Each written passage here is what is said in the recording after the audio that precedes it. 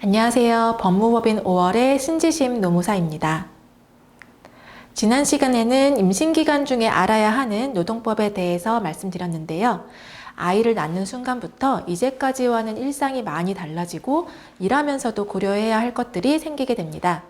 오늘은 출산하고 아이를 키우면서 알아야 할 노동법에 대해 설명드리겠습니다. 먼저 출산 전후 휴가입니다. 출산 전후 휴가는 총 90일을 사용할 수 있고 둘 이상을 임신한 경우에는 120일을 사용할 수 있습니다.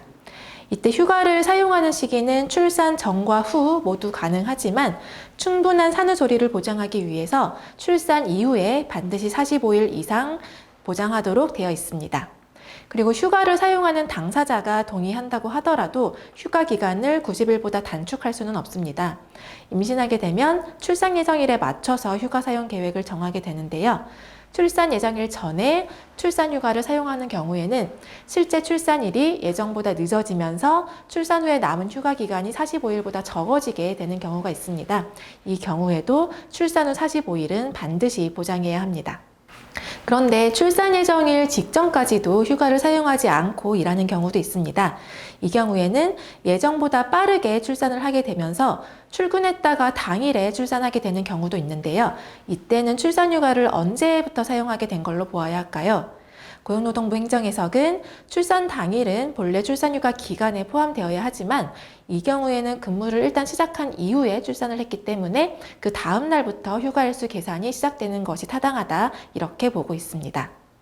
그리고 출산일이 근무일이 아닌 휴일 또는 휴무일인 경우가 있을 수 있죠. 이 경우에는 출산 당일은 출산휴가 기간에 포함되지 않고요. 그 다음 날부터 휴가가 시작되는 것으로 보게 됩니다.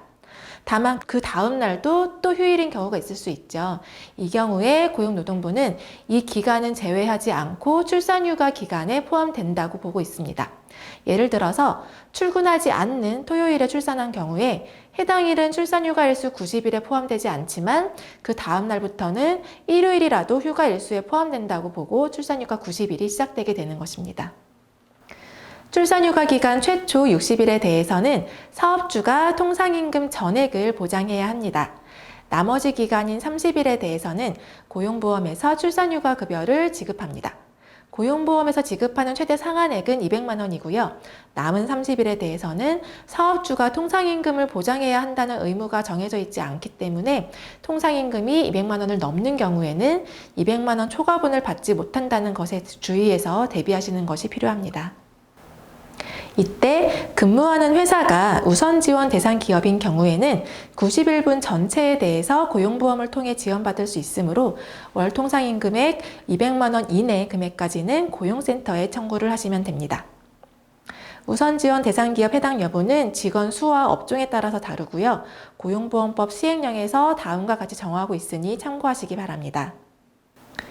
임신기간 중에 유산 또는 사산하게 되는 경우에도 출산휴가와 마찬가지로 건강을 회복하기 위해 충분히 휴식할 수 있는 시간이 필요합니다.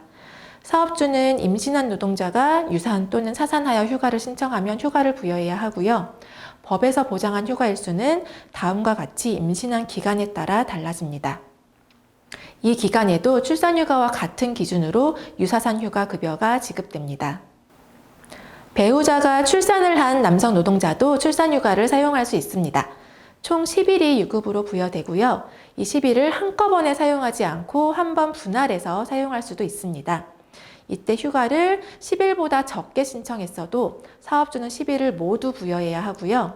이 배우자 출산휴가 기간 중에 휴일이나 휴무일 등이 있으면 이 기간은 배우자 출산휴가를 사용하지 않습니다. 즉 출근하기로 한 날에 휴가를 사용해야 의미가 있다는 뜻이죠. 이 배우자 출산휴가는 배우자가 출산한 날부터 사용할 수 있습니다. 다만 출산을 위해 준비할 시간을 고려해서 출산 예정일 직전에 신청해서 그 휴가 기간 안에 출산일이 포함되어 있다면 출산일 전에 휴가를 사용하는 것도 가능하다고 보고 있습니다. 출산일로부터 90일 이내에 신청해서 사용할 수 있고요. 90일 이내에 신청하기만 하면 그 휴가 종료일은 출산일로부터 90일이 넘어가도 괜찮습니다.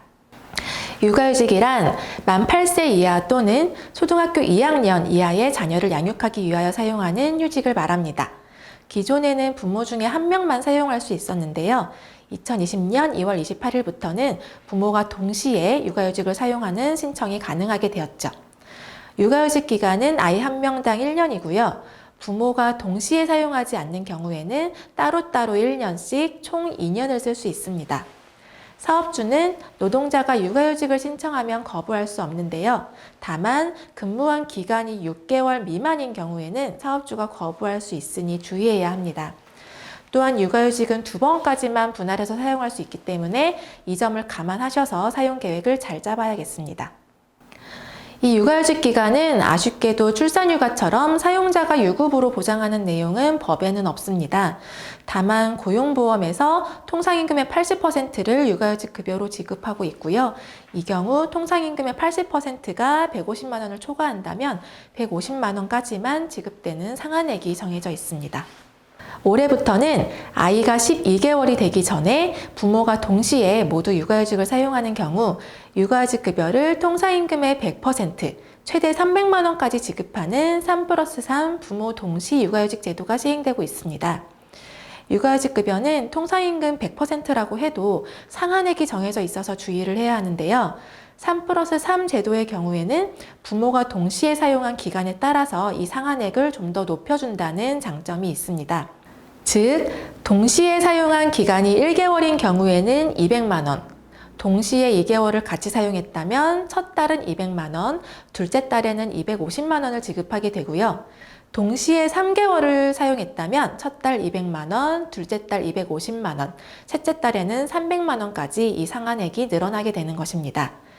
부부가 두 분 다 통상임금 금액이 250만 원, 300만 원 이상인 경우에는 아이가 12개월이 되기 전에 계획을 잘 짜서 활용해 보시면 좋겠습니다. 사업주는 육아휴직을 마친 후에는 휴직 전과 동일한 업무 또는 동등한 수준의 임금을 지급하는 직무에 이 근로자를 복귀시켜야 합니다. 또한 육아휴직 기간은 근속기간에 포함시켜야 하고요. 연차휴가 산정 시에는 육아휴직 기간은 출근한 것으로 간주해야 합니다. 이에 대해서 법이 개정되기 전에는 육아휴직 기간만큼 비례해서 연차휴가 일수를 삭감했었는데요. 현재는 법이 바뀌어서 연차휴가 일수가 육아휴직 기간을 이유로 줄어들면 안 되기 때문에 혹시 그렇게 되고 있지 않은지 잘 살펴보시기 바랍니다. 육아휴직을 사용하기가 좀 여의치 않은 경우에 활용해 볼 수 있는 제도로 육아기 근로시간 단축 제도가 있습니다. 사용 요건은 육아휴직과 동일한데요. 사용 방식만 휴직이 아닌 근로시간 단축의 형태로 하는 것입니다. 육아휴직과 다른 것은 사용기간이 좀 더 길다는 것입니다. 육아기 근로시간 단축은 기본 1년이 보장되고요. 육아휴직을 사용하지 않은 기간에 대해서도 육아기 근로시간 단축 사용이 가능합니다. 즉, 총 2년의 범위 내에서 육아휴직 또는 육아기 근로시간 단축의 선택적 사용이 가능한 것입니다. 이렇게 보시는 것처럼 육아휴직 12개월과 육아기 근로시간 단축 12개월을 사용할 수도 있고요. 휴직을 6개월 사용하고 근로시간 단축을 18개월 사용하는 이런 방식으로 근로시간 단축 기간을 좀 더 늘려서 사용 비중을 조절할 수도 있고 육아휴직 없이 근로시간 단축만 2년을 사용할 수도 있습니다. 육아기 근로시간 단축은 하루 1시간부터 5시간까지 단축 가능합니다. 즉, 일주일 동안은 소정 근로시간을 최소 15시간부터 최대 35시간까지 범위 내에서 정할 수 있는 것입니다.